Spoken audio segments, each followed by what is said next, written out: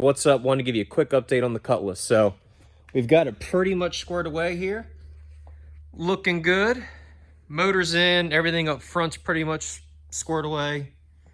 Inside's done. We're gonna get this either chrome plated or powder coated, this bottle mount, but yeah, she's looking good. I've got the lines over there in the box and get ready to stick on, but it's all good to go. We're getting ready to put the transmission in it.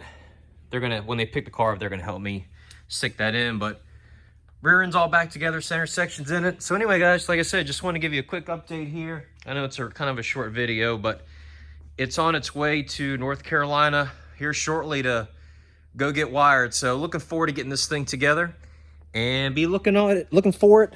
Track near you here pretty soon. Hopefully with everything going on with the world right now, hopefully we can start doing some racing here. But anyway, guys, just wanted to give you an update. Be looking for details on this one here real soon. In fact, we got some parts over there on the jig table for it. Catch you guys in the next video.